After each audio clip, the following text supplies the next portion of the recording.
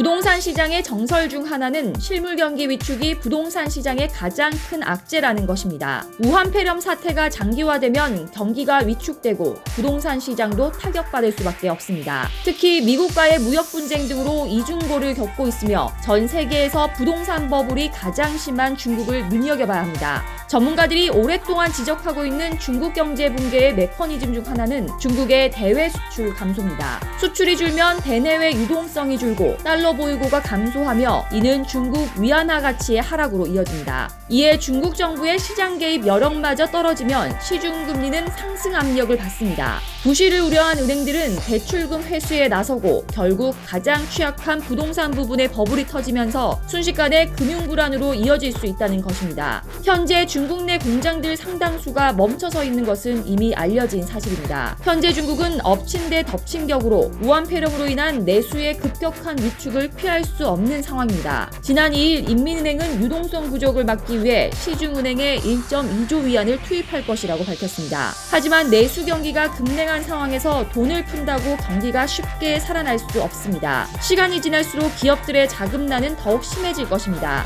게다가 당장 만기가 도래해 중국 주요 은행이 상환해야 하는 단기 채권이 1조 위안 수준입니다. 추가로 공급하는 1.2조 위안이 단기 채권을 상쇄하면 실제로 큰 규모의 공급이 아니란 것입니다. 지난 4일 캐피털 이코노믹스의 휴버트 드 바로체즈 이코노미스트는 인민은행의 발표만으로는 중국 경제를 재궤도로 돌리는데 충분하지 않을 것이라고 주장했습니다. 부동산 버블은 지속적으로 중국 경제의 뇌관으로 지적돼 왔습니다.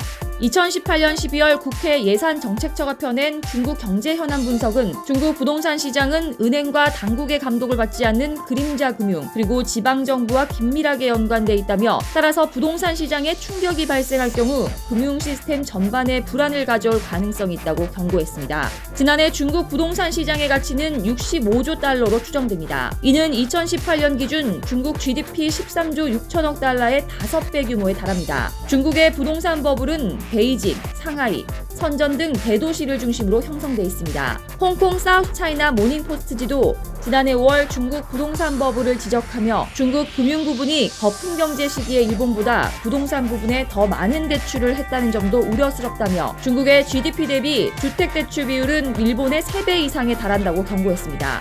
이상 광화문 비즈통신이었습니다.